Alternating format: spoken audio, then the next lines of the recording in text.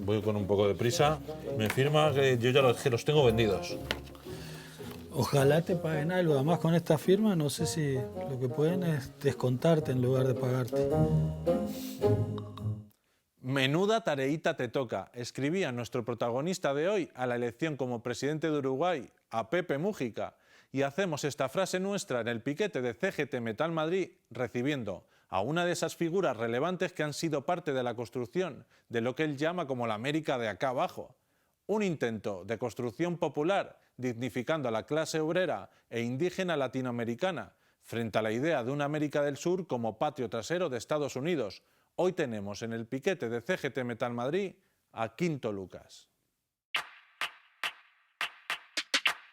Hacen falta hechos.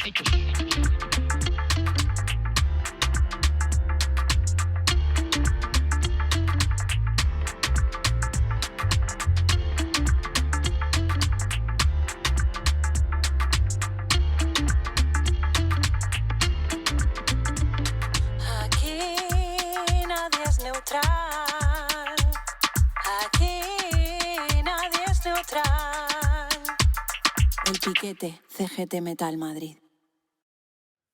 Bienvenidas y bienvenidos al nuevo programa del piquete de CGT Metal Madrid. Tenemos hoy un invitado espectacular como es Quinto Lucas, al cual agradecemos que nos dé la oportunidad de poder hacerle una entrevista en nuestro pequeñín programa. Voy a dejar por aquí las redes, que si no Richard vendrá por mí, y que tenéis que seguir porque si no este hombre me va a perseguir a mí, me va a decir que no funciono. Y queremos mandar nuestra solidaridad hoy con el accidente que ha habido en Adamuz, a su paso por Córdoba, del tren, que lo estamos grabando un día después y nos gustaba poder dar nuestra solidaridad porque nos ha consternado las noticias que están llegando en este momento. Y bueno, quería preguntarle que vienes de Uruguay, un país con una historia muy marcada por la resistencia y la movilización social. ¿Qué experiencias de tu infancia o juventud dirías que moldearon tu mirada política y humana? Bueno, primero un saludo fraterno, Sergio, un saludo a los amigos y amigas que están viendo el programa. A mí me marcó mucho la infancia la lucha política de los Tupamaros. Vengo de una familia en que todos mis hermanos eran tupamaros y todos de alguna forma nos vinculamos con lo que significaba el Movimiento de Liberación Nacional Tupamaros, y de un padre que era progresista, que de alguna forma nos inculcó la preocupación por las luchas sociales, la preocupación por tratar de buscar la redistribución de la riqueza, de buscar días mejores para la gente en general, ¿no? En una época muy difícil, la década de los 60, 70. Entonces vengo de ahí, vengo de esa familia, y obviamente después me vinculé a la política por esas raíces, obviamente, ¿no? Ahora hablamos de redistribución de la riqueza, que parece ahora casi revolucionario. Seguimos desde los 60, por ejemplo, con esa redistribución de la riqueza que obviamente siempre es como un tema pendiente, y ahora parece como algo hasta revolucionario, por dónde vamos, sobre todo. La verdad que en Uruguay era medio increíble esa época, por ejemplo, del 70. Yo tenía pocos años, pero al estar vinculado, tuve un hermano que estaba preso y yo iba a visitarle, y bueno, a veces tenía que sacar cosas de la cárcel y eso. Él estaba preso por Tupamaro junto con Pepe Mújica. Pero en esa época en Uruguay hasta los partidos conservadores hablaban de reforma agraria y de redistribución de la riqueza. Es una paradoja que hoy en día los partidos más a la izquierda ya no hablen de eso, cuando en el 70, estoy hablando del año 70, hasta los partidos conservadores de Uruguay hablaban de eso. Son las cosas que pasan. Hemos ido evolucionando hacia la derecha, o involucionando, obviamente. Gravemente. En tu caso, el periodismo y la militancia se han entrelazado muchísimo. ¿Cuándo descubriste que el periodismo podía ser también una forma, pues, de compromiso social y político? Bueno, yo de niño me gustaba escribir. La verdad que pensaba hacer solo periodismo escrito. Siempre pensé más en hacer literatura, sobre todo, y hacer ficción, pero me fui involucrando con distintas formas de leer a los grandes del periodismo, Eduardo Galeano, Gregorio Seltzer, grandes del periodismo latinoamericano, ¿no? Y bueno, también grandes periodistas españoles, o toda la generación previa al 27, leer a Sorín, a Pío Baroja. Vos veías ese periodismo y decías, esto es lo que quiero hacer, porque además creo que esto puede ser una forma de vínculo con la sociedad. Y así fue cuando yo tuve que irme del Uruguay, fui a vivir al Brasil, ahí hice parte de la universidad y empecé a escribir en un periódico, y después regresé al Uruguay y me dediqué ya de lleno al periodismo, y de lleno a un periodismo totalmente comprometido. Algunos dicen periodismo militante, yo le digo un periodismo comprometido con la sociedad. Yo recorría todo el interior del país, del Uruguay, y los barrios de Montevideo, hablando con la gente o escuchando a la gente. O sea, el periodismo que hacía fue en mi época mejor de periodista, porque era de reportero, de eso de ir y escuchar a la gente lo que realmente quería decir. No iba yo a darles líneas, sino a escuchar lo que realmente estaban pasando.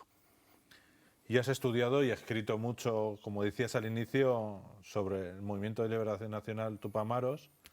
¿Qué significó este movimiento en la historia política de Uruguay y qué crees que aporta a las luchas actuales? Bueno, la verdad es que de todas las guerrillas que hubieron en América Latina, el Movimiento de Liberación Nacional Tupamaros fue el que más puso énfasis en la lucha política y social. Muchas guerrillas pusieron énfasis solo en la lucha armada. A veces era la lucha armada porque sí, o era un fin en sí mismo.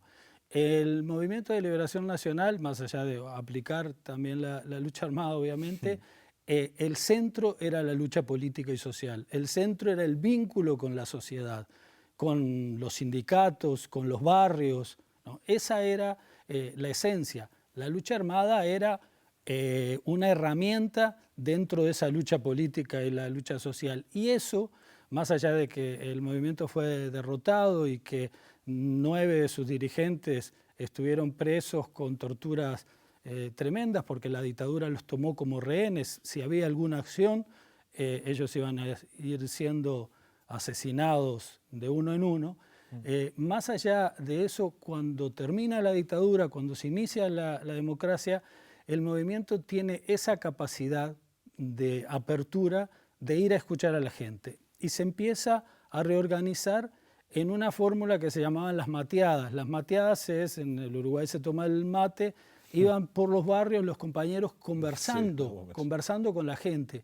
Y eso de conversar con la gente era ir a escuchar, porque muchos compañeros habían estado presos 12, 15 años, otros habíamos estado en el exilio, otros dentro del país se estaban moviendo dentro de la clandestinidad, y ese vínculo con la gente fue lo que también le dio la posibilidad a ciertos dirigentes, o algunos dirigentes, como el propio Pepe, de vincularse de otra forma con la gente. Se estaba haciendo una política distinta. Ir y escuchar a los barrios, ir a escuchar lo que decía la gente, era distinto para cómo se hacía la política antes, que venían y te decían un discurso, te prometían cosas y después se iban y nunca más. ¿Qué queda hoy de todo ese movimiento? Bueno, la verdad es que la llegada de Pepe a la presidencia tiene mucho que ver con esas luchas del MLN, las formas de entender la política del MLN de los 60, 70 y ese nuevo MLN después de la dictadura. Su forma de comunicarse con la gente. Pepe llega a la gente del interior del país, de los barrios, por esa forma de entender el lenguaje y de conversar. Eso fue lo que le hizo a Pepe tan popular, más allá también de obviamente su forma de ser y todo. Pero hoy en día creo que la mayoría de la sociedad, mismo los sectores progresistas y de izquierda, o muchos, no todos, porque se han corrido mucho hacia el centro y correrse hacia el centro es correrse a la derecha. Claro, si pensamos en los tupamaros, inevitablemente aquí en España aparece la figura de José Pepe Mujica, y tú lo conoces muy de cerca. ¿Qué destacarías de él como persona más allá del personaje público? Vaya. Bueno, lo importante de Pepe es que después de haber estado torturado, como decía, a veces en aljibes con el agua hasta la cintura, aislado totalmente, como los otros 9 rehenes, sale, se vincula obviamente con la gente haciendo política y sobre todo lucha social, más que la lucha política electoral, sino la lucha social. Pero más allá de todo el maltrato que tuvo, todas las torturas, no salió con odio, salió pidiendo justicia y no a la impunidad. Eso es medio obvio. O sea, tenemos que reivindicar el no a la impunidad porque si no mañana se vuelve a repetir, ¿no? También, que ¿no? eso Claro. pasa en España, pero no con odio, sino con capacidad inclusive de diálogo con sectores con los que se había enfrentado en la década del 70.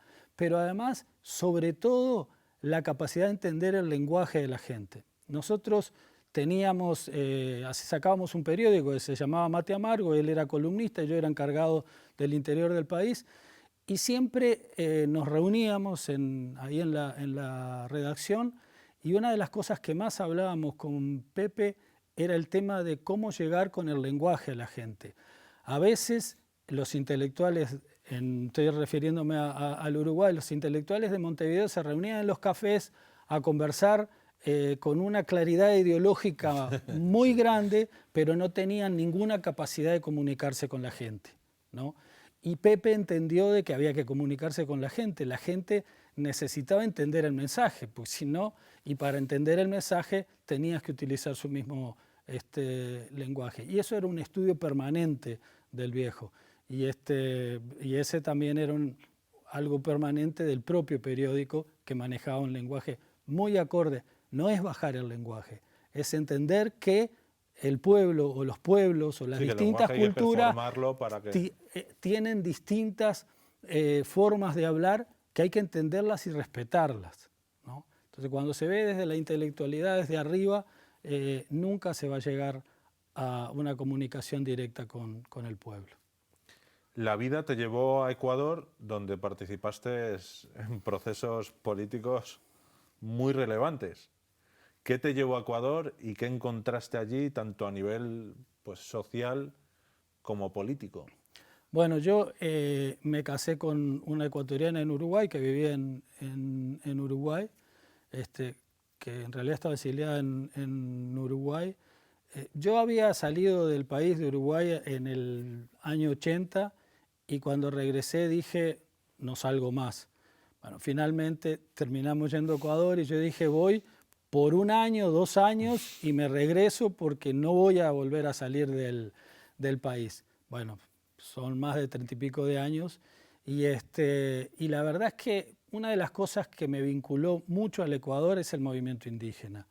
El movimiento indígena era algo totalmente distinto a lo que yo había vivido en el Uruguay. Las formas de organizarse, la capacidad de organizarse. Yo estaba muy vinculado con los barrios, con el movimiento obrero, con el movimiento obrero en Uruguay es muy importante, pero llegar a Ecuador y ver las distintas nacionalidades, otros problemas, el tema de la interculturalidad, otras opciones, el tema de la plurinacionalidad, de entender un país tan diverso y entender de cómo conversar con los otros, con esa diversidad, entender esa diversidad, la verdad es que me fascinó.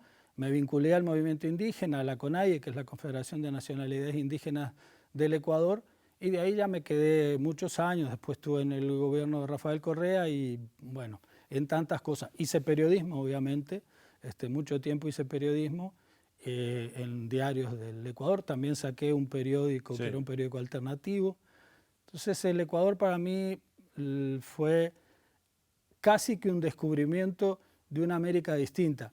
Eduardo Galeano, a quien yo quería mucho, porque era, además de gran amigo, una gran persona, él siempre me decía, a ver, si vas a vivir a Ecuador, tienes que vincularte con los distintos movimientos indígenas, porque es una variedad de nacionalidades. Tienes que vincularte con eso y entender que la América Latina no es la América Latina que a veces vemos desde el Uruguay, un país bastante europeizado. Y bueno, eso fue lo que traté de hacer. La vida te llevó a Ecuador y allí estuviste en la Constitución ecuatoriana de 2008, que es considerada por muchos como una de las más avanzadas del continente. Y tú estuviste pues, muy cerca de ese proceso. ¿Qué significó para la región esa Constitución?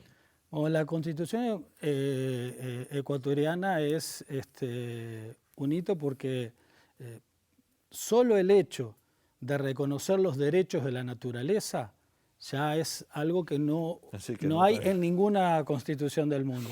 Y cuando se estaba haciendo esos artículos, yo participé más en la Comisión de Relaciones Internacionales e Integración. Trabajé mucho en los artículos sobre la integración latinoamericana y sobre la soberanía latinoamericana y sobre las relaciones internacionales en general. Pero cuando se empieza a hacer el artículo de los derechos de la naturaleza, empezaron a hacer toda una campaña diciendo que la naturaleza no puede tener derechos.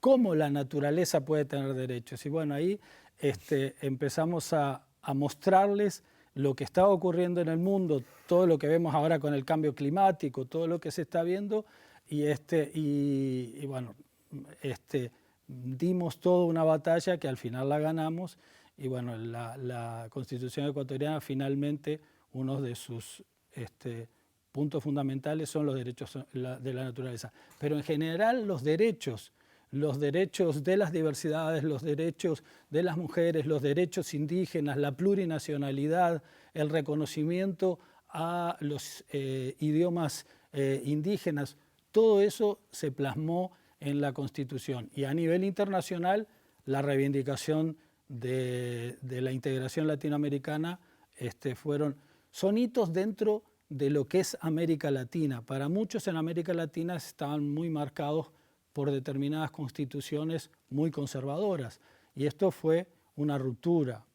Claro, dentro de ese proceso constituyente, explicabas de algunos de los puntos que te eran más importantes, hubo debates intensos, tensiones, aspiraciones. ¿Cuáles fueron más trascendentales y cuáles quedaron pendientes? Bueno, lo importante de la Constitución es que no se construyó solo entre los asambleístas. Fue un debate permanente en que iban los artículos, y el articulado no fue un invento de los asambleístas. Viene de unas luchas sociales que son anteriores a la Constitución. La misma constituyente surge a partir de las luchas sociales. Y entonces, bueno, venían, para el tema internacional, por ejemplo, venían distintos grupos que estaban luchando contra las bases norteamericanas en Ecuador. Para el tema indígena venían las organizaciones indígenas, pero además se daban grandes debates previo a la construcción del propio articulado. O sea, que ese articulado es producto de las luchas anteriores, pero además del debate que esos que habían dado las luchas anteriores estaban en la constituyente diciendo por qué había que reivindicar eso. Y una cuestión clave, ¿cómo se vivía la relación entre los movimientos sociales, movimiento indígena, los sindicatos, que también, claro, no tenemos gran conocimiento sobre ellos aquí en España, los colectivos populares y el Estado durante ese periodo?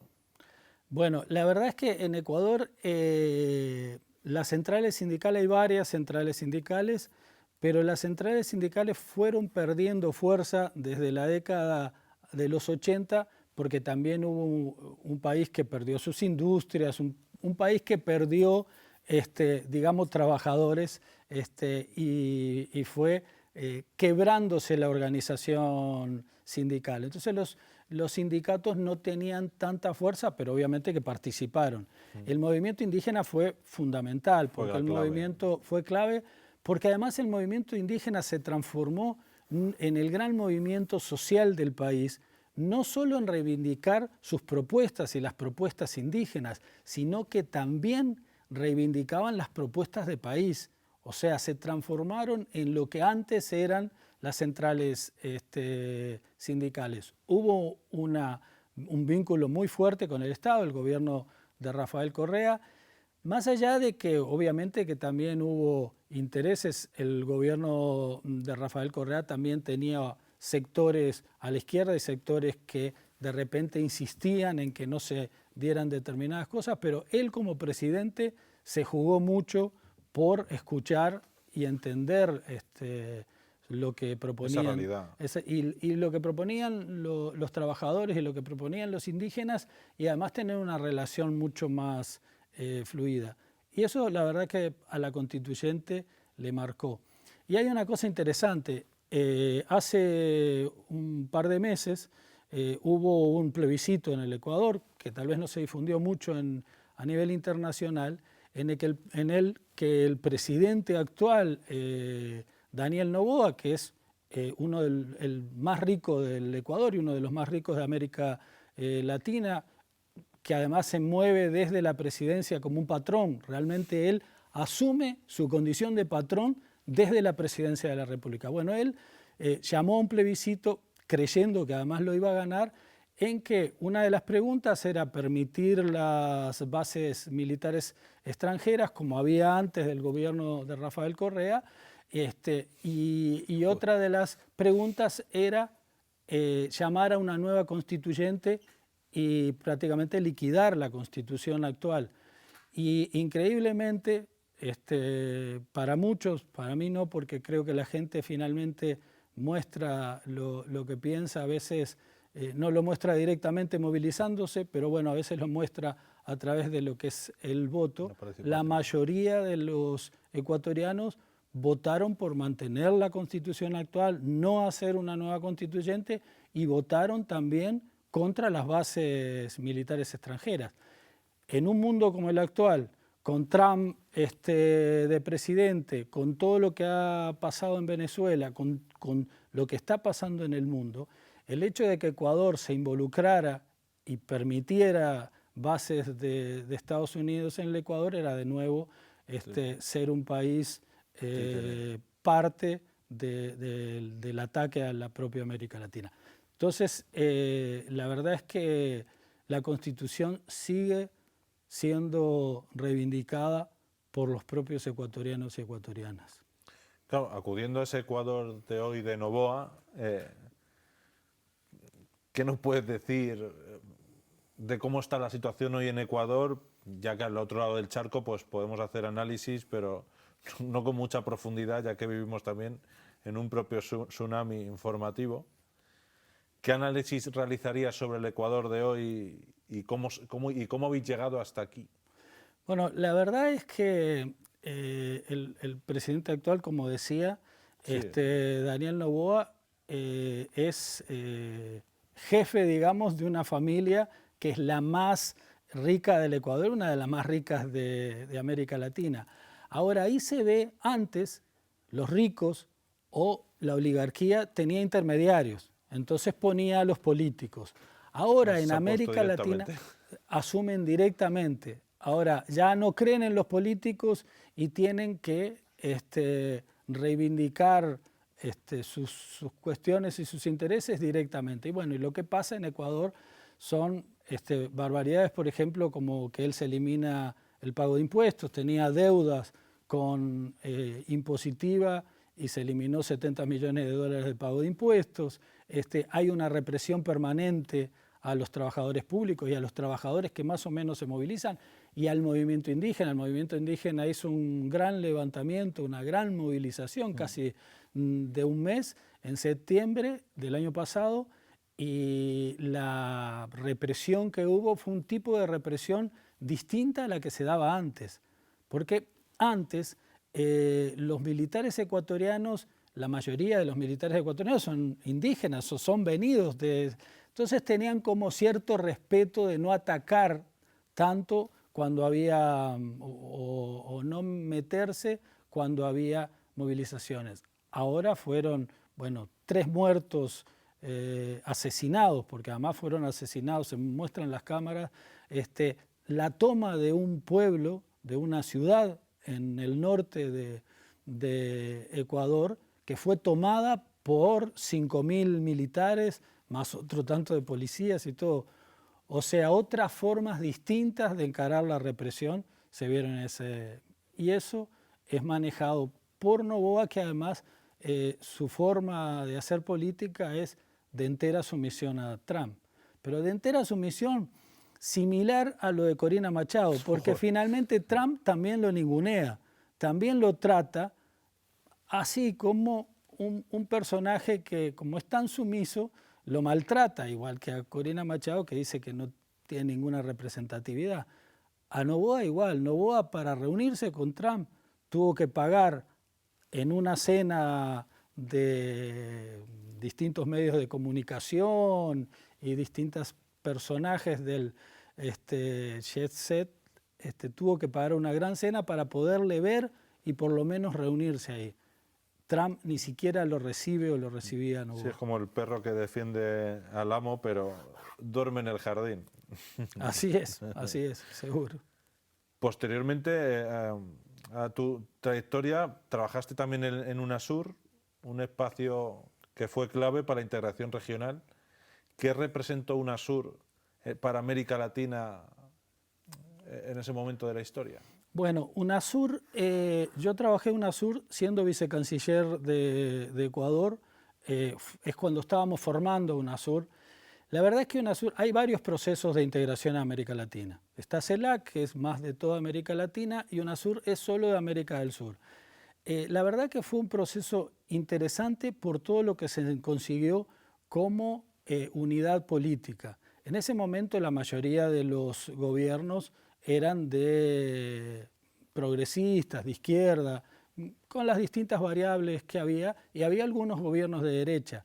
La correlación era hacia la izquierda. Pero los gobiernos de derecha también apoyaron UNASUR en ese momento porque se estaba viendo que se venía un mundo multipolar, que aquí empezaba una guerra por la hegemonía mundial que colocaba a Estados Unidos contra las potencias emergentes, China, Rusia y otros países que después se pusieron o se agruparon en los BRICS, ¿no?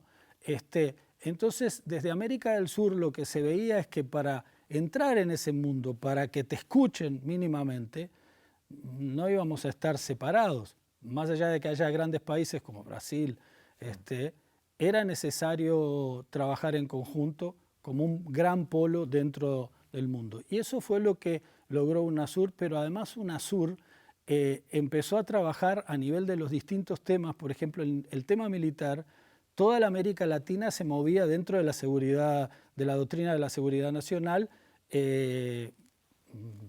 impuesta desde Estados Unidos.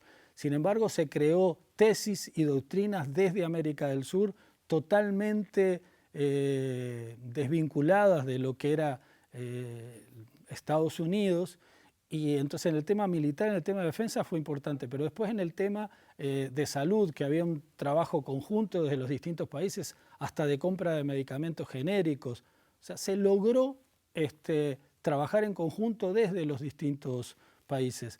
Lamentablemente eso fue bombardeado desde Estados Unidos y desde adentro por las derechas, y hoy en día UNASUR prácticamente no tiene ninguna fuerza. Claro, Presidenta, la siguiente pregunta, que obviamente estos proyectos se han enfrentado con muchos obstáculos, ¿y por qué crees que ha sido tan difícil un proyecto regional estable y duradero, más a largo plazo, vaya? Bueno, la verdad es que América Latina, hoy en día, quien luchó en principio por una integración fue Bolívar, y Bolívar enmarcó a los distintos libertadores en un sueño de una América Latina, una América del Sur unida, para también enfrentar al monstruo que siempre fue Estados Unidos. Porque Estados Unidos, desde que es nación, siempre ha sido un problema para América Latina. Entonces, siempre se pensó en la unidad para enfrentar al monstruo. Después se empezó a pensar también en lo más pragmático, en la unidad, porque para movernos en este mundo es necesario trabajar en conjunto, como decía antes, pero además a nivel de comercio es importante impulsar el comercio interno, el trabajo entre los distintos países de América Latina, y eso no existía. ¿Pero por qué siempre fue difícil? Porque las transnacionales siempre hicieron su esfuerzo para minar a los distintos países. Pero además Estados Unidos, con todo lo que tiene, también hizo su esfuerzo para minar la integración. Cuando estuvimos más cerca fue en esta época de los gobiernos progresistas, porque además ahí había alguien que fue de los mayores impulsadores en los últimos 40 años, los mayores impulsadores de la integración latinoamericana, que fue Hugo Chávez. Hugo Chávez, la verdad, tuvo la capacidad de vincularse con los distintos gobiernos. Pepe decía, Chávez debe ser el personaje más fraterno y más solidario que yo he conocido en la historia de la América Latina en el corto tiempo que le tocó vivir. Y la verdad que Chávez era eso, y Chávez logró impulsar de que muchos gobiernos que de repente tenían temores, más allá de que tenían la visión de la integración, pero tenían temores ante los embates de las transnacionales, ante los embates de los políticos de la derecha interna, ante los embates de Estados Unidos, decidieran por lo menos impulsar la integración. Claro, ahora mismo hablábamos de los embates de Estados Unidos y estamos viendo a Estados Unidos que ha bombardeado directamente Caracas y secuestrando a su presidente Nicolás Maduro. ¿Qué valoración haces tú desde tu experiencia de la situación actual en Venezuela?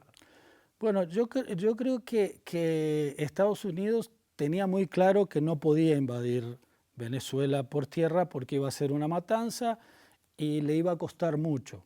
Y además no sabía en dónde iba a terminar eso. Entonces optaron por una incursión muy vinculada a todo lo que es la tecnología de guerra actual y a secuestrar a Nicolás Maduro. La verdad que después de que se empieza a manejar toda la información primaria, en que muchos dicen, pero ¿qué pasó? ¿Fue esto? ¿Fallaron? Bueno, hubo claro de que hubo una traición ahí, pero finalmente el gobierno chavista está firme, las Fuerzas Armadas están firmes y el pueblo, que es lo fundamental, porque el proceso chavista, yo conozco bastante el proceso chavista, bueno, y además conozco bastante a Nicolás Maduro, no se sostiene solo porque existan unas Fuerzas Armadas comprometidas con el proceso, sino porque hay un pueblo atrás. Y eso se demuestra todos los días en las movilizaciones que hay. Eso no ocurriría en otros países. Entonces, ocurre que hasta el propio Trump, viendo la realidad, porque también ve que no es el que ganó la contienda, sí, secuestró a Maduro, pero no ganó la pelea. El propio Trump ya dice de que María Corina Machado no tiene ningún respeto dentro de Venezuela, que es la verdad, hicieron toda esa parafernalia de un fraude y eso sin mostrar ninguna prueba ni nada. Pero lo real es que el proceso chavista sigue y bueno, lo importante es además que la reivindicación de Nicolás Maduro como presidente se mantiene, que es fundamental. Él sigue siendo el presidente y Delcy Rodríguez es, por ahora, lo está sustituyendo, pero él sigue siendo el presidente. Y lo interesante es ver a Nicolás Maduro enfrentando a sus secuestradores con esa tranquilidad, tanto sí, que a veces le ataca firme, con una tranquilidad. Muchos que hablan en Europa a veces es terrible porque hablan de Nicolás Maduro sin conocerlo realmente. Han hecho los medios de comunicación, los grandes medios de comunicación, han hecho toda una campaña para desinformar e inclusive para mostrarlo como un personaje burdo, que no lo es. Sí, pero eso también pasaba con el propio Hugo Chávez, el cual cuando venía a España lo llamaban el gorila rojo incluso, que era como un claro. nivel de llevar a un personaje como si fuera casi cómico y como algo burdo, como remarcabas. Y lo de Chávez era increíble, porque además Chávez, además de ser un tipo muy estratégico en ver la política y lo militar, porque era militar, pero tenía una cultura y una capacidad de entender las distintas culturas que ojalá la tengan algunos políticos europeos y latinoamericanos que hablan de Chávez. Ojalá la tengan. La verdad es que Chávez era un tipo de un conocimiento que había que conversar con él para entender la capacidad que tenía, eso de transmitir además conocimientos. Bueno, tú te tocó, según estuve realizando la investigación de tu entrevista, te tocó hacer un artículo cuando entraron en el poder, digamos, donde casi solo te pudiste basar en el primer discurso que hizo y que tenía descolocado a todo el mundo, y a ti te tocó hacer una valoración sobre él, ¿no? Sobre esas palabras. Eso fue en realidad cuando Chávez se dio la rebelión rebelión militar en Venezuela contra el gobierno de Carlos Andrés Pérez. Carlos Andrés Pérez era un gobierno supuestamente socialdemócrata en el que los sectores de pobreza se habían ido ampliando mientras el petróleo subía, era mucho más caro, la pobreza seguía creciendo en Venezuela, y en el año 89 se dio la gran rebelión de los morros, que bajaron los morros la gente y mataron a cientos, miles de venezolanos. Eso era el gobierno de Carlos Andrés Pérez. Chávez se levanta contra ese gobierno y claro, en América Latina pensaban que era un tipo de gobierno como las derechas, como los gobiernos de derecha del Cono Sur, los cara pintadas, Seineldín. Y claro, a mí me tocó en Mate Amargo, que era este periódico, estábamos en el cierre y dice, ve, hay que escribir sobre esto, y nadie agarraba. Nadie Entonces, sacaba. claro, dice, bueno, le digo, yo escribo. Y empecé a estudiar el lenguaje que ellos tenían. Era un lenguaje mucho más llano, mucho más vinculado a la gente. No era el lenguaje aquel de las dictaduras del Cono Sur, que era tan acartonado, pero además defensor, por ejemplo, en el Uruguay, de un Artigas de hierro, un Artigas estatua. Ellos reivindicaban a un Chávez a un Bolívar mucho más vivo, todos estos que los lideraba Chávez, que finalmente después fueron presos y todo. Entonces hice ese artículo y ahí empecé a entender, también hoy me comuniqué con gente de Venezuela y vi que también había un vínculo de los sectores estos militares con los trabajadores y con los estudiantes. Se habían dado movilizaciones de trabajadores y estudiantes en algunas ciudades que a nivel de los medios de comunicación no aparecía como un golpe de Estado. En realidad, muchos sectores de la derecha sabían quién era Hugo Chávez y que además era hermano de un ex guerrillero y que además tenía todos unos vínculos sociales increíbles.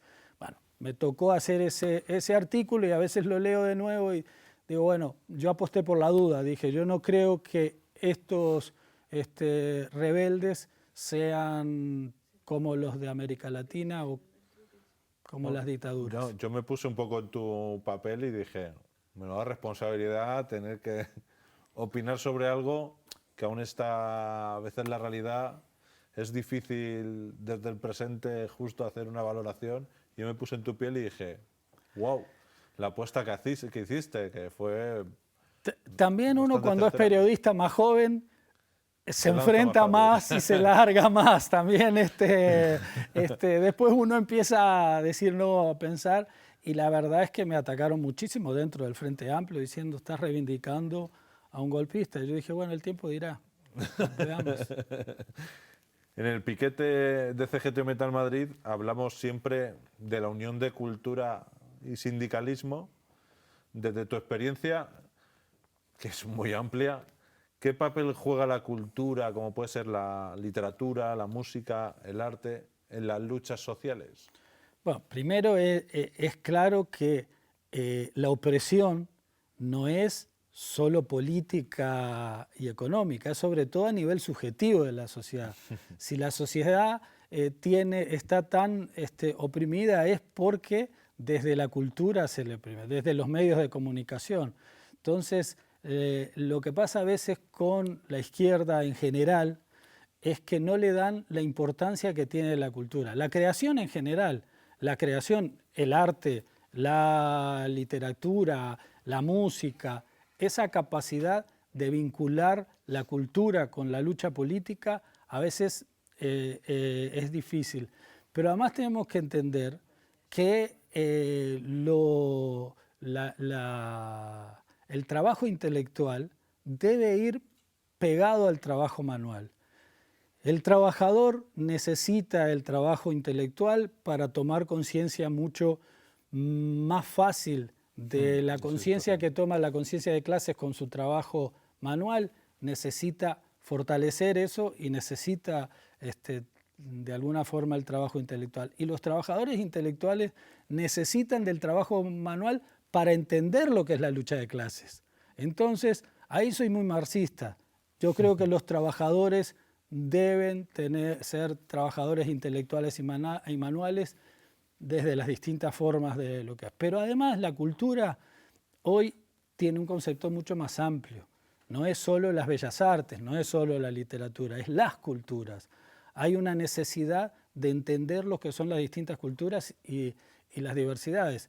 En España, un país con tantas culturas, con tanta diversidad, o en Ecuador con tanta diversidad, si no entendemos el papel de esas distintas culturas, no vamos a entender nunca por qué estamos reivindicándolos o por qué estamos trabajando supuestamente para que su vida sea mejor.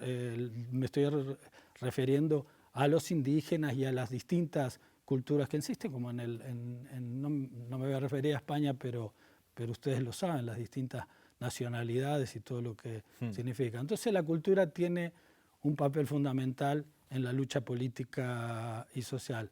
Despreciar la cultura es despreciar al propio pueblo.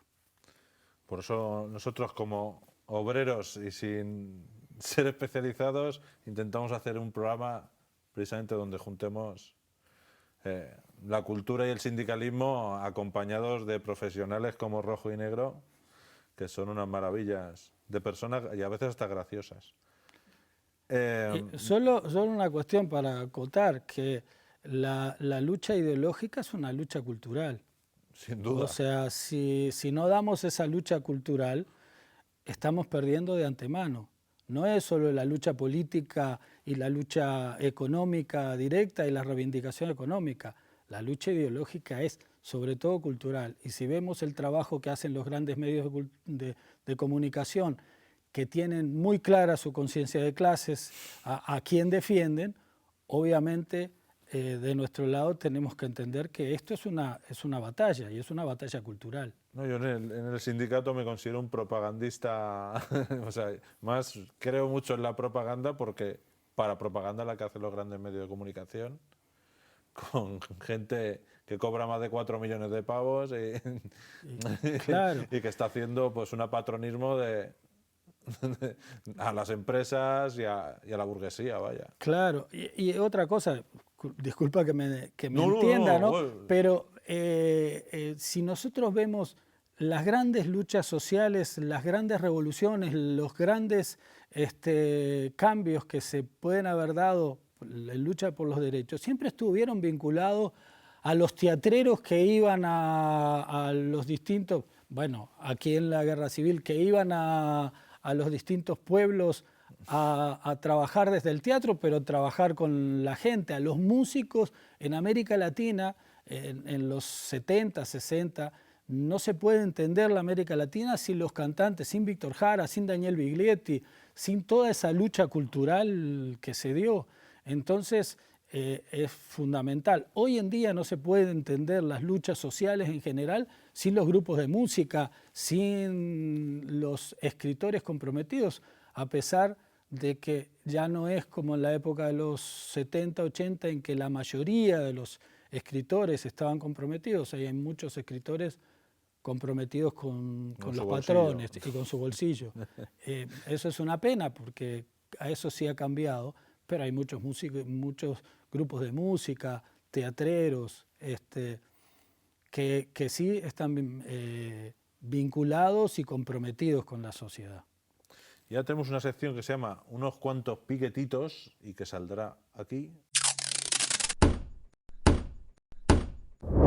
donde nos gusta pues preguntar una recomendación que nos puedas hacer de un libro, una película y música. Contigo la música estoy interesadísimo en saber si tuvieras que decirnos. Bueno, empecemos por la música. Yo soy un melómano brutal Mira. y tenía un programa de radio, en una radio en Ecuador, en que ponía mucha música. A mí me gusta toda la música, en general, menos el reggaetón y algunas cosas así, o las baladitas muy romanticonas. Todo, me gusta el rock, todas las variables del rock. Fui rockero cuando era joven, Jethro Tull, Frank Zappa, todas esas eran lo que me nutrí así como rockero. Entonces el rock, me gusta todo el rock. Entonces aquí puedo decir, La Raíz es un grupo y tiene unas canciones, Every Night tiene unas canciones maravillosas, pero lo interesante es cómo esos grupos están, además de proponiendo algo nuevo, reivindicando también la memoria y reivindicando la historia Entonces yo te puedo decir esos grupos que los recomendaría siempre. Un libro, todos los libros de Almudena Grandes sobre sobre la guerra civil, todos. O sea, tuvo una capacidad de captar las contradicciones. Lamentablemente esas contradicciones y a veces esas desuniones le llevaron a España a lo que terminó siendo el franquismo, ¿no? Entonces, todos los de eso los reivindico siempre. Y una película para poner una película uruguaya que son La Noche de 12 años, que es justamente sobre la lucha de los tupamaros que estaban presos. Sí. Y bueno, uno de esos es Pepe Mujica. Los tupamaros que iban por los distintos cuarteles siempre iban de a tres. Entonces en el grupo de Pepe estaba Pepe Mujica, Mauricio Rosenkopf, que es un escritor y que también era de la dirección, y Eleuterio Fernández Huidobro.